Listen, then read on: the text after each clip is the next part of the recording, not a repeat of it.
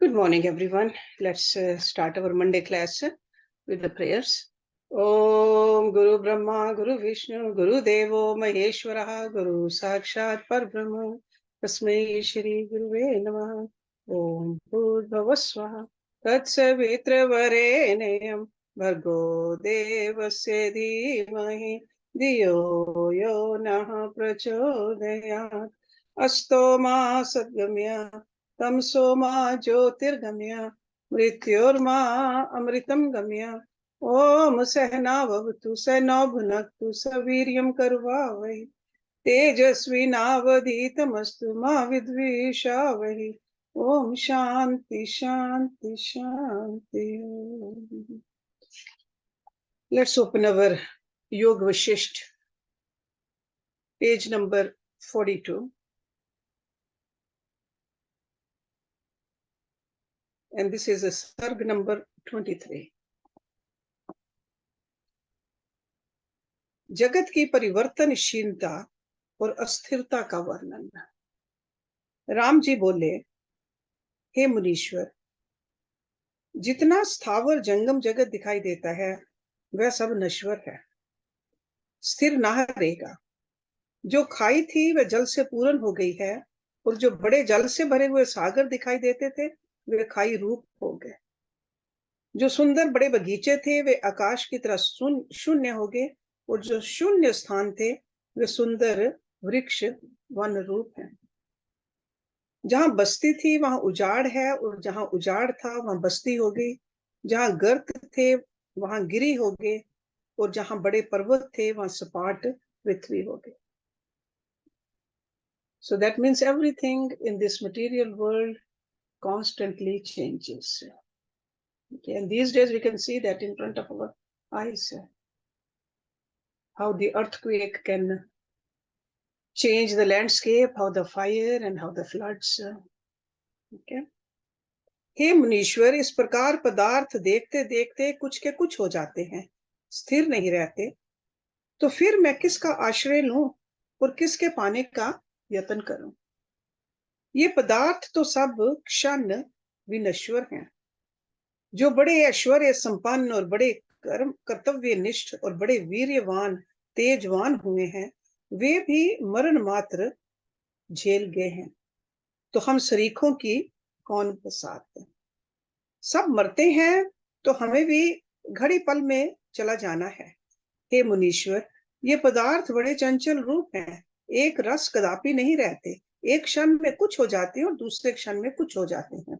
एक क्षण में दरिद्री हो जाते हैं, दूसरे क्षण में धनाढ्य हो जाते हैं. एक क्षण में फिर जीवित मिलते हैं और दूसरे क्षण मर जाते हैं, और क्षण भर में फिर जी उठते हैं. इस संसार की स्थिरता कभी नहीं होती. ज्ञानवान इसकी प्रीति नहीं करते. प्रीति मीन्स इससे प्यार नहीं करते. एक क्षण में सागर के प्रवाह के भूखंड मरुस्थल हो जाते हैं, और मरुस्थल में जल प्रवाह हो जाते हैं. हे मुनीश्वर, इस विश्व का आभास स्थिर नहीं रहता.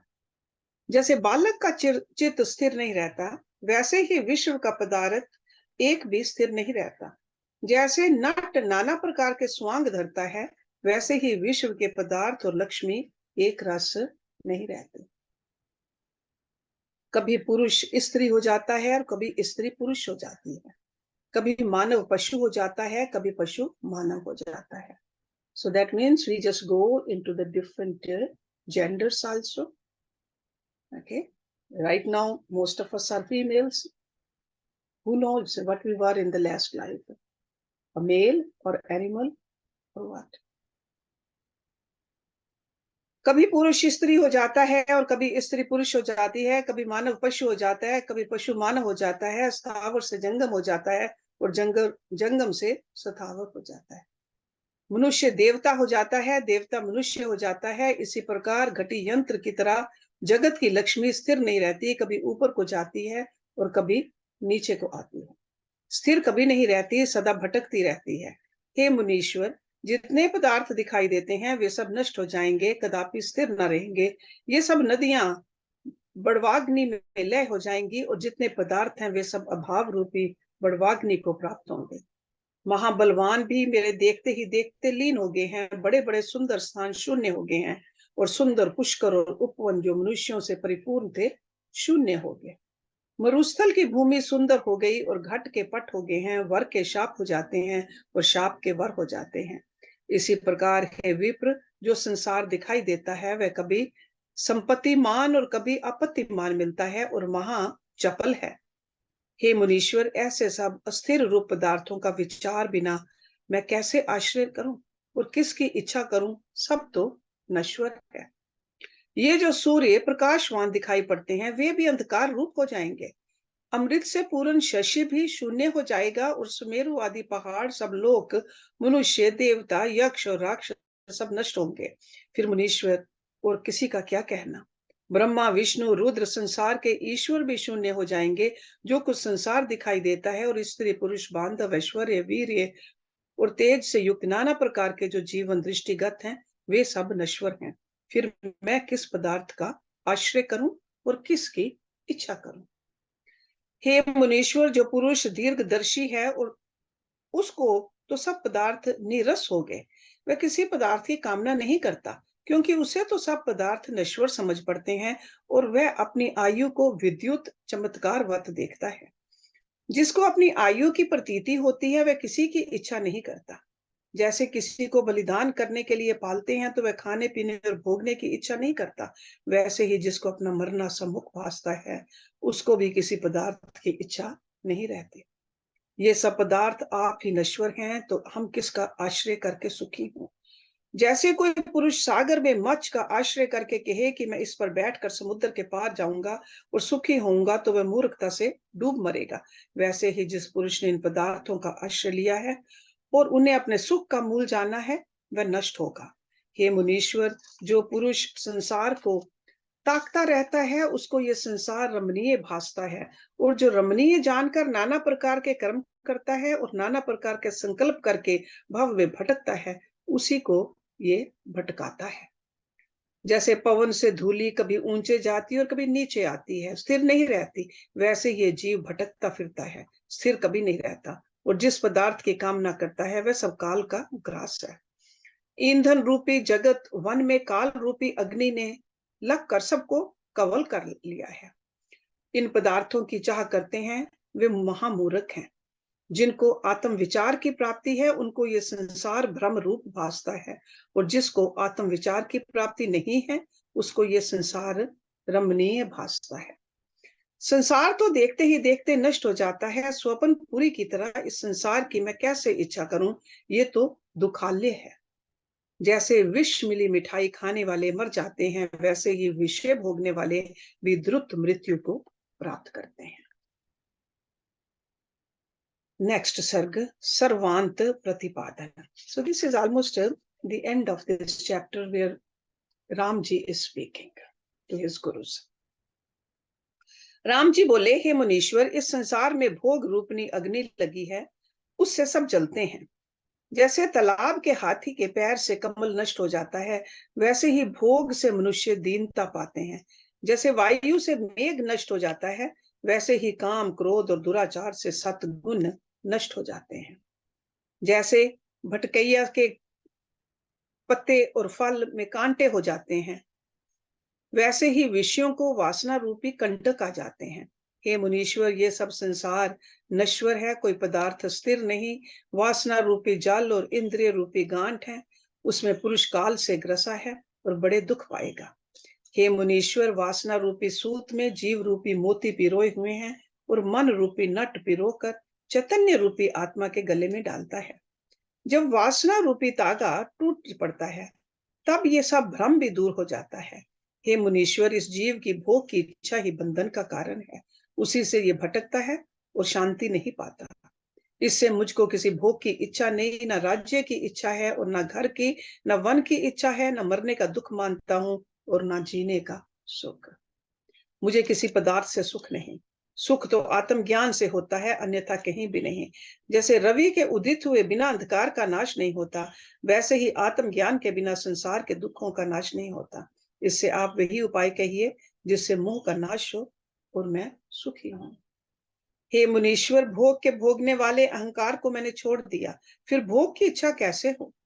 हे मुनीश्वर, विषय रूपी सर्प ने जिसका स्पर्श किया उसका नाश हो जाता है। सर्प जिसको काटता है वह एक बार में ही उसको मार डालता है, पर विषय रूपी सर्प जिसको काटता है वह अनेक जन्मों तक मरता ही चला जाता है। परम दुख का कारण विषय भोग ही है और वह परम विष है। हे मुनीश्वर, आरे से अंग का काटना और वज्र से शरीर का चूर्ण होना तो मैं सहूंगा, परंतु विषय का भोगना मुझसे किसी प्रकार सहा नहीं जाता। ये तो मुझको सर्वथा दुखदायक ही दिखता है।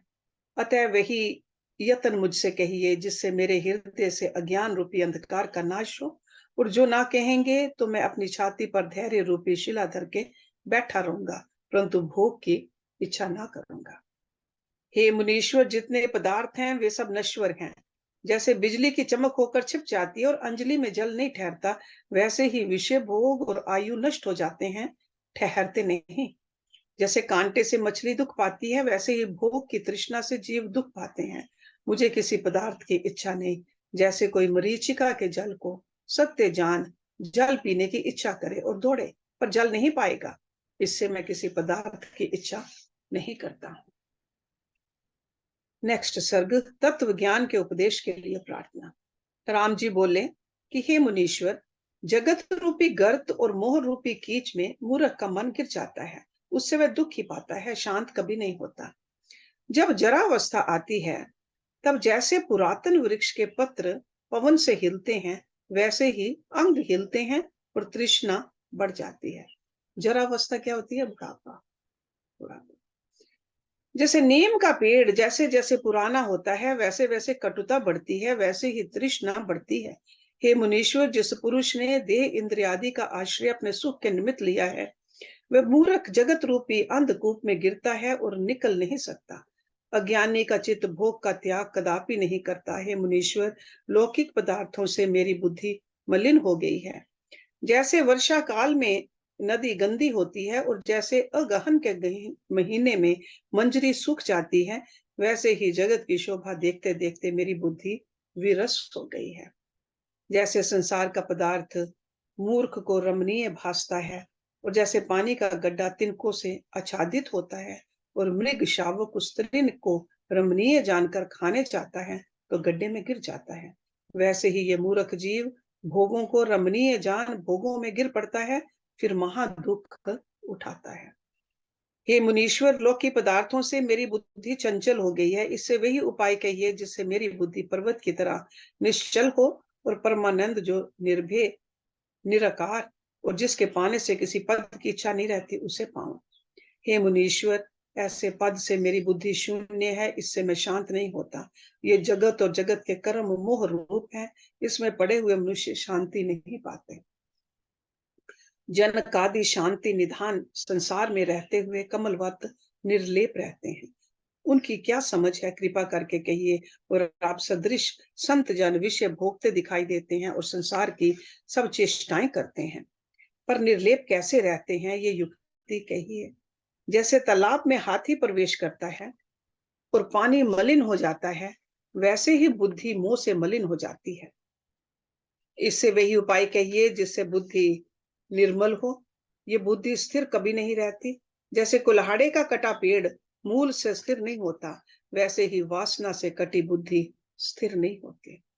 हे मुनीश्वर, संसार रूपी विसूचिका मुझको लगी है, इससे वही उपाय कहिए जिससे दृश्य का नाश हो। इसने मुझको बड़ा दुखी किया है। आत्म ज्ञान का प्रकाश कब होगा? जिसके उदय से मोह रूपी अंधकार का नाश हो। हे मुनीश्वर, जैसे जलद से शशि आच्छादित हो जाता है, वैसे ही बुद्धि की मलिनता से मैं आच्छादित हुआ हूं। इससे वही उपाय कहिए जिससे अवर्ण दूर हो और शाश्वत आत्मानंद प्राप्त हो, जिसके पाने से फिर कुछ पाने की आवश्यकता नहीं रहती और संपूर्ण दुख नष्ट होते हैं, अंतःकरण शीतल हो जाता है। ऐसे पद की प्राप्ति का उपाय मुझसे कहिए। हे मुनीश्वर, आत्म ज्ञान रूपी शस्य की मुझको इच्छा है, जिसके प्रकाश से बुद्धि रूपनी कमलिनी खिल जाती है और जिसकी अमृत रूपनी किरणों से वृत्ति तृप्त होती है। हे मुनीश्वर, अब मुझको महल में रहने की इच्छा नहीं और वन में जाने की भी इच्छा नहीं। मुझको तो उसी पद की इच्छा है जिसे पाकर अंतःकरण शांति पाए। नेक्स्ट सर्ग, अनन्य त्याग दर्शन। राम जी बोले कि हे मुनीश्वर, जो जीने की आस्था करते हैं वे मूर्ख हैं। जैसे कमल दल पर जल की बूंद नहीं ठहरती, वैसे ही आयु भी क्षण भंगुर है।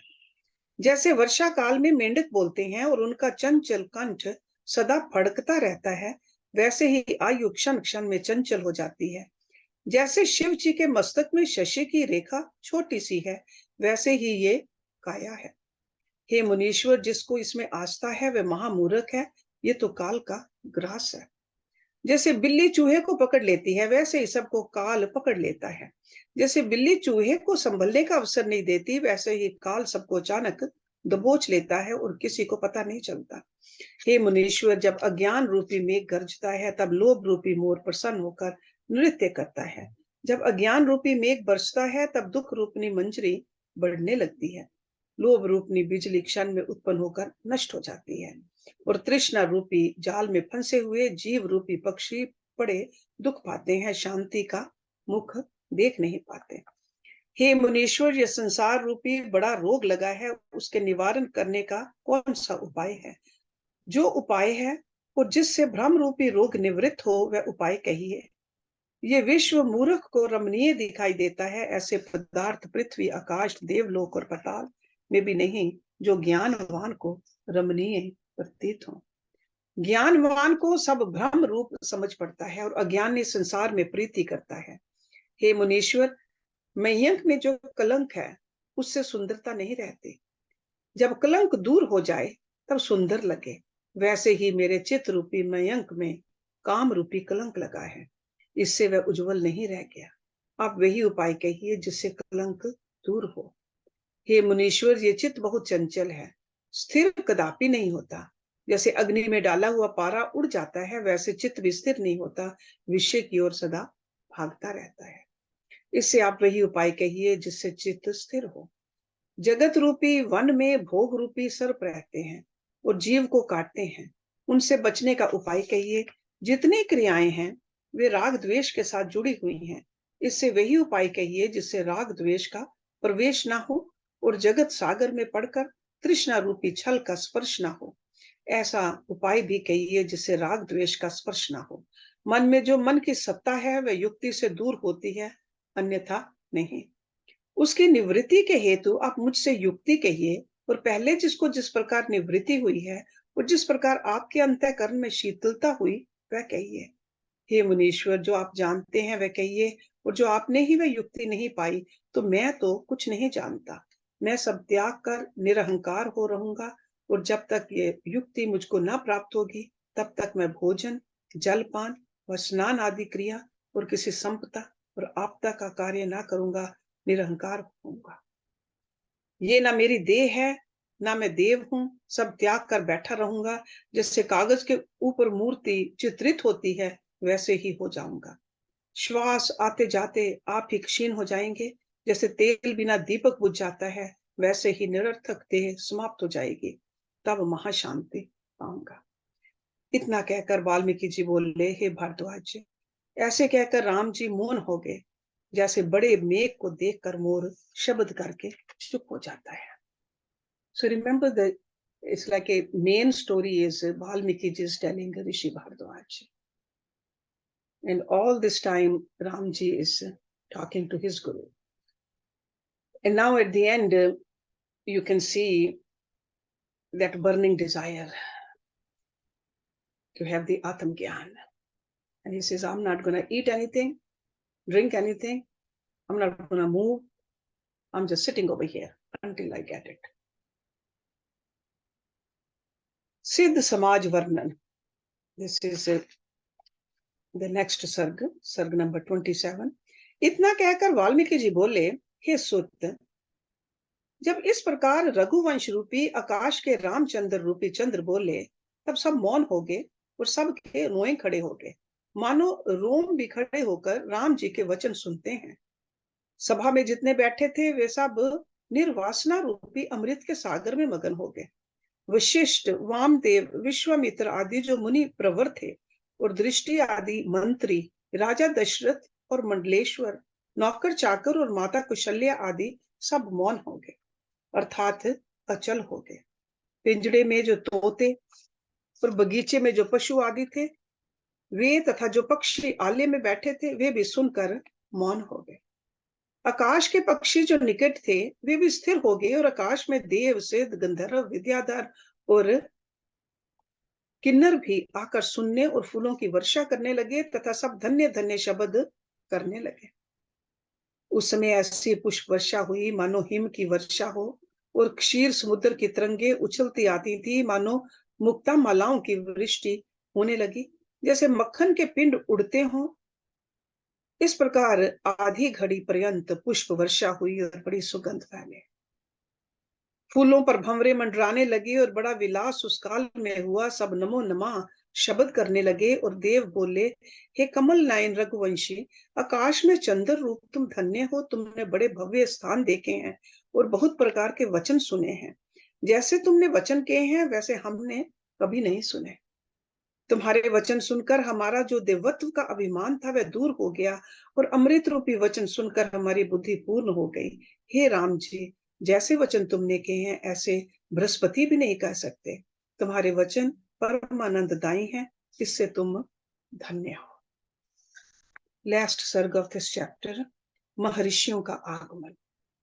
वाल्मीकि जी बोले, हे भारद्वाज, सिद्ध ऐसे वचन कहकर विचारने लगे कि रघुवंश का कुल पूजने योग्य है, जिससे राम जी ने बड़े उदार वचन मुनीश्वर के सन्मुख कहे हैं। अब जो मुनीश्वर उत्तर देंगे वह भी सुनना चाहेंगे। जैसे फूल के ऊपर भौरा स्थित होता है, वैसे ही व्यास, नारद, पुलह, पुलस्त्य आदि सब साधु सभा में सुस्थित हुए। तब विशिष्ट विश्वामित्र आदि मुनीश्वर उठ खड़े हुए और उनकी पूजा करने लगे। पहले राजा दशरथ ने पूजा की और फिर विविध रीतियों से सबने उनकी पूजा की और यथा योग्य आसन के ऊपर बैठे।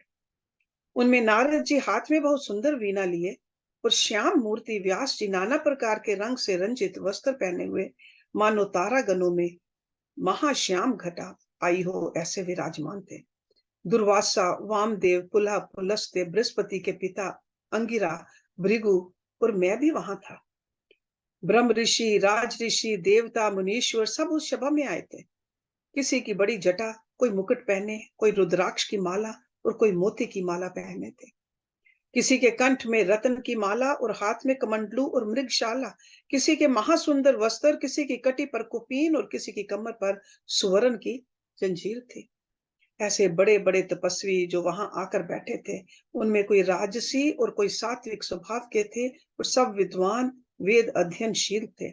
कोई सूर्यवत, कोई चंद्रवत, कोई तारावत, कोई रतनवत प्रकाशमान और पुरुषार्थ युक्त यत्न करने वाले यथा योग्य आसन पर स्थित हुए। मोहिनी मूर्ति और दीन स्वभाव वाले राम जी भी हाथ जोड़कर सभा में बैठे और सब उनकी पूजा कर कहने लगे कि हे राम जी, तुम धन्य हो। नारद सबके सन्मुख कहने लगे कि हे राम जी, तुमने बड़े विवेक और वैराग्य के वचन कहे जो सबको प्यारे लगे और सबके कल्याण करने वाले परम बोध के कारण हैं। हे राम जी, तुम बड़े बुद्धिमान और उदाराश्य और महावाक्य का अर्थ तुमसे प्रकट होता है। ऐसा उज्जवल पात्र साधु और अनंत तपस्वियों में कोई विरला होता है। जितने मनुष्य हैं वे सब पशु दिखाई देते हैं, क्योंकि जिसको जगत समुद्र के पार होने की इच्छा है और जो पुरुषार्थ पर यत्न करता है वही मनुष्य है। हे साधु, पेड़ तो बहुत होते हैं पर चंदन का पेड़ कोई कोई होता है। वैसे ही शरीरधारी बहुत होते हैं, परंतु ऐसा विद्वान कोई विरला ही होता है। और सब अस्थि मांस रुधिर के पुतले से मिले हुए भटकते फिरते हैं। जैसे तंत्र की पुतली होती है वैसे ही अज्ञानी जीव है। हाथी तो बहुत हैं पर बिरले के मस्तक से मोती निकलता है। वैसे ही मनुष्य तो बहुत हैं, पुरुषार्थ पर यत्न करने वाला कोई बिरला ही होता है। जैसे पादप अगणित हैं, पादप मीन्स ट्रीज, परंतु लवंग लता कहीं विरली ही होती है। वैसे ही मनुष्य असंख्य हैं, ऐसा कोई विरला ही होता है। ऐसे पात्र से थोड़ा अर्थ कहा भी बहुत हो जाता है। जैसे तेल की बूंद थोड़े ही जल में डालिए तो फैल जाती है, वैसे ही थोड़े वचन तुम्हारे हृदय में बहुत होते हैं। तुम्हारी बुद्धि विशेष है और दीपकवत प्रकाश वाली और बोध का परम पात्र है। कहने मात्र से ही तुमको शीघ्र ज्ञान होगा, और जब हमारे सामने तुमको ज्ञान ना हो तो जानना कि हम सब मूर्ख बैठे हैं। So this is the end of this Vairagya Prakaran. So what we saw over here was a ultimate detachment in Ramji's mind from this world. Vairagya. And the next chapter is Mumukshu Vyavhar Prakaran. And we'll see that what the rishis are saying. What is their answer to Ram?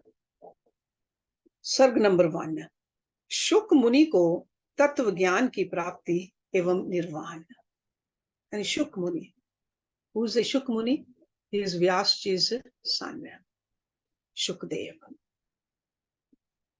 वैराग्य प्रकरण के अंतर्गत विभिन्न ऋषियों के संवादों के उल्लेख तथा जीवन मुक्त के स्वरूप पर विचार, वासना, निरूपण, धन, संपत्ति एवं आयु की निस्सारता, काल के स्वरूप का विवेचन, काल का प्रभाव और मानव जीवन की अनियतता, संसारिक क्षण भंगुरता आदि के संबंध में विभिन्न कथाओं, आख्यानों के माध्यम से उपदेश सुनकर मुनि समाज परम आनंदित हुआ।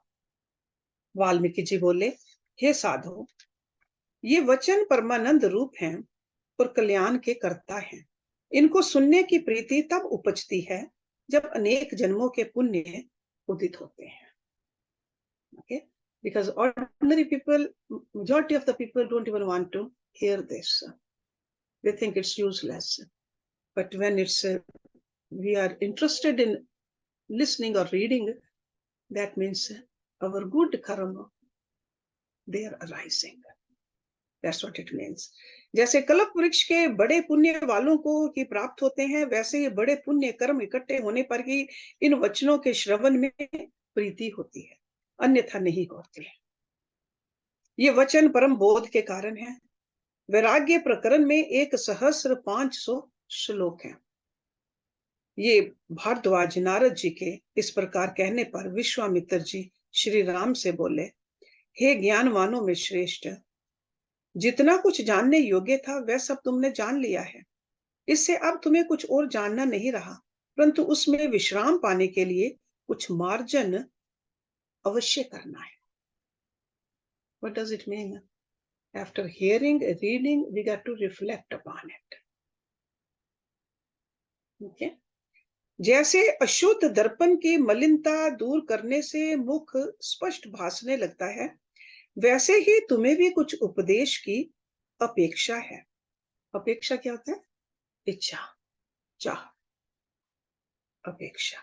हे राम जी, आपके ही सदृश भगवान व्यास जी के पुत्र शुकदेव जी हुए हैं।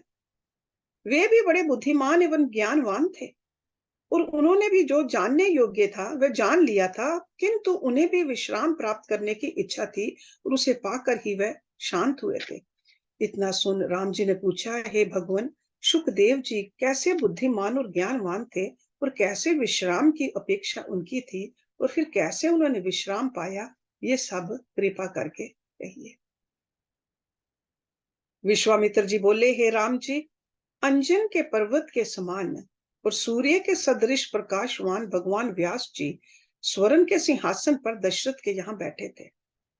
उनके पुत्र शुकदेव जी सब शास्त्रों के वेता थे, और सत्य को सत्य और असत्य को असत्य जानते थे। उन्होंने शांति और परमानंद रूप आत्मा में विश्राम न पाया, तब उनको विकल्प उठा कि जिसको मैंने जाना है वह ना होगा, क्योंकि मुझको आनंद नहीं भासता। ये संशय करके एक काल में व्यास जी, जो सुमेरु पर्वत की कंदरा में बैठे थे, उनके निकट आकर कहने लगे, हे भगवान, ये संसार सब ब्रह्मात्मक कहाँ से उपजा है? इसकी निवृत्ति कैसी होगी? और कभी इसकी निवृत्ति हुई तो कहिए। हे राम जी, जब इस प्रकार शुकदेव जी ने कहा, तब वेद मूर्त शिरोमणि वेद व्यास जी ने तत्काल उपदेश किया। शुकदेव जी ने कहा, हे भगवान, जो कुछ तुम कहते हो वह तो मैं पहले से ही जानता हूं, इससे मुझको शांति नहीं होती। हे राम जी, तब सर्वज्ञ वेद व्यास जी विचार करने लगे कि इसको मेरे वचन से शांति प्राप्त ना होगी। क्योंकि पिता पुत्र का संबंध है। ऐसा विचार करके व्यास जी कहने लगे, वत्स, मैं सर्व तत्वज्ञ नहीं, तुम राजा जनक के निकट जाओ। वे सर्व तत्वज्ञ और शांत आत्मा हैं, उनसे तुम्हारा मोह दूर होगा। तब सुखदेव जी वहां से चलकर मिथिला नगरी में आए और राजा जनक के द्वार पर स्थित हुए।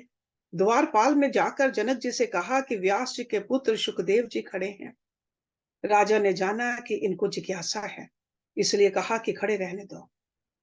इसी प्रकार फिर द्वारपाल ने जाकर कहा, और 7 दिन उन्हें खड़े ही बीत गए। तब राजा ने फिर पूछा कि सुखदेव जी खड़े हैं कि चले गए। द्वारपाल ने कहा, खड़े हैं। राजा ने कहा, आगे ले आओ। तब वे उनको आगे ले आए। उस दरवाजे पर भी वे 7 दिन खड़े रहे। फिर राजा ने पूछा, सुख जी हैं? द्वारपाल ने कहा कि हाँ, खड़े हैं। राजा ने कहा कि अंतपुर में ले आओ और नाना प्रकार के भोग भगवाओ। तब वे उन्हें अंतपुर में ले गए। अंतपुर means the inner quarters of the palace. वहां स्त्रियों के पास भी वे 7 दिन तक खड़े रहे। फिर राजा ने द्वारपाल से पूछा कि उनकी अब कैसी दशा है और पहले कैसी दशा थी। द्वारपाल ने कहा कि पहले वे निरादर से न खिन्न हुए थे और न अब भोग से प्रसन्न हुए। वे तो इष्ट अनिष्ट में समान है। जैसे मंद समीर से मेरु चलायमान नहीं होता, वैसे ही ये बड़े भोग या निरादर से चलायमान नहीं हुए। जैसे पपीहे को मेघ के जल बिना नदी और ताल आदि के जल की इच्छा नहीं होती, वैसे ही उनको भी किसी पदार्थ की इच्छा नहीं है। तब राजा ने कहा, उन्हें यहाँ ले आओ।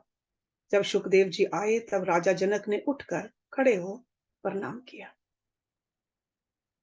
फिर जब दोनों बैठ गए, तब राजा ने कहा कि हे मुनीश्वर, तुम किस निमित्त आए हो? तुमको क्या वांछा है, वह कहो, उसकी प्राप्ति मैं कराऊं।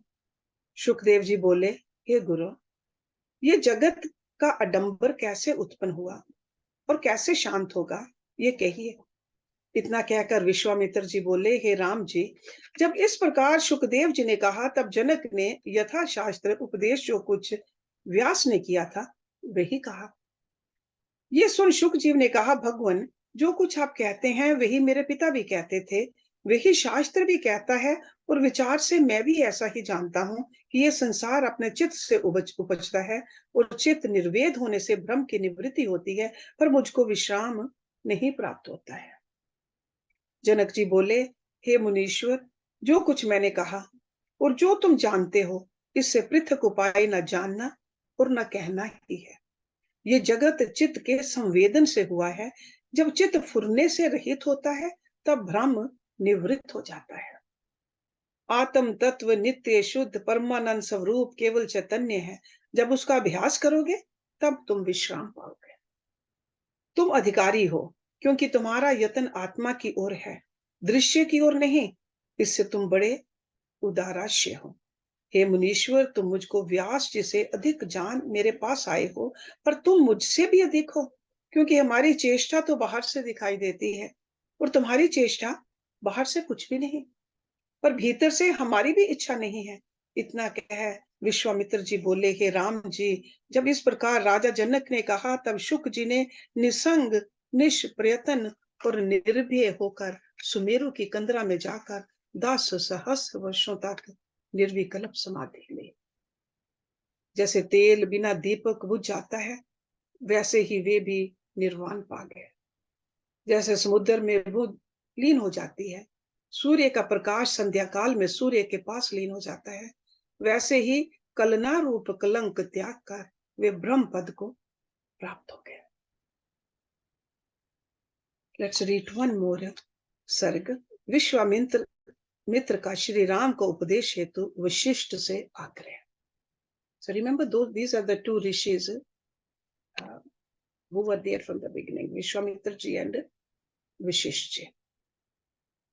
विश्वामित्र जी बोले, हे राजा दशरथ, जैसे शुक जी बुद्धि वाले थे, वैसे ही राम जी भी हैं। जैसे शांति के निमित्त उनको कुछ मार्जन कर्तव्य था, वैसे ही राम जी को भी विश्राम के निमित्त कुछ मार्जन चाहिए, क्योंकि अवर्ण करने वाले जो भोग हैं, उनसे इनकी इच्छा हट गई है और जो कुछ जानने योग्य है वह जान लिया है। अब हम कोई ऐसी युक्ति करेंगे जिससे इनको विश्राम होगा। जैसे शुक जी को थोड़े से मार्जन से शांति प्राप्त हुई थी, वैसे ही इनको भी होगी।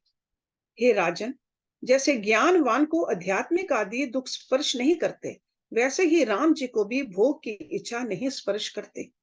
भोग की इच्छा सबको दीन बनाती है, इसी का नाम बंधन है, और भोग की इच्छा का क्षय करना ही मोक्ष है। जैसे जैसे भोगों की इच्छा मानव करता है, वैसे वैसे लघु होता जाता है, और जैसे जैसे भोग वासना क्षय होती है, वैसे वैसे गरिष्ठ होता है। जब तक आत्मानंद का प्रकाश नहीं होता, तब तक विषय वासना दूर नहीं होती, और जब आत्मानंद प्राप्त होता है, तब विषय वासना शेष नहीं रहती। जैसे मरुस्थल में बेली नहीं उत्पन्न होती, वैसे ही ज्ञानवान को विषय वासना की उत्पत्ति नहीं होती।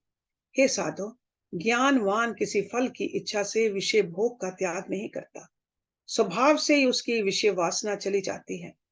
जैसे सूर्य के उदित होने से अंधकार का अभाव हो जाता है, वैसे ही राम जी को अब किसी भोग पदार्थ की इच्छा नहीं रही। अब तो वे विदित वेद हो गए हैं, अतः विश्राम की इच्छा रखते हैं। इसे जो कहो वही करूं, जिससे वे विश्राम पाए। हे राजन, भगवान वशिष्ठ जी की युक्ति से ये शांत होंगे, और आगे से वही रघुवंश कुल के गुरु हैं। इनके उपदेश द्वारा पहले भी रघुवंशी ज्ञानी हुए थे। ये सर्वज्ञ और साक्षी रूप हैं, और त्रिकालज्ञ और ज्ञान के मार्तंड हैं। मार्तंड क्या होता है? सन, सूर्य। इनके उपदेश से राम जी आत्म पद को प्राप्त होंगे। हे वशिष्ठ जी, जब हमारा तुम्हारा विरोध हुआ था, और ब्रह्मा जी ने मंदराचल पर्वत पर जो ऋषि ऋषि ईश्वरों और अनेक वृक्षों से परिपूर्ण था, लोक वासना के नाश, हमारे तुम्हारे विरोध की शांति और अन्य जीवों के कल्याण निमित्त जो उपदेश किया था, वह तुमको स्मरण है? What he is mentioning is in Bhagavad Puran, we read that in the Valmiki's Ramayana also. It's a little conflict between Rishi Vishishta and Rishi Vishwamitra. अब वही उपदेश तुम राम जी को करो, क्योंकि ये भी निर्मल ज्ञान पात्र हैं। ज्ञान विज्ञान और निर्मल युक्ति वही है जो शुद्ध पात्र में अर्पित हो, और पात्र बिना उपदेश नहीं सोहता। जिसमें शिष्य भाव और विरक्तता ना हो, ऐसे अपात्र मूर्ख को उपदेश करना व्यर्थ है। कदाचित विरक्त हो और शिष्य भावना नहीं हो, तो भी उपदेश ना करना चाहिए। दोनों से संपन्न को ही उपदेश करना चाहिए।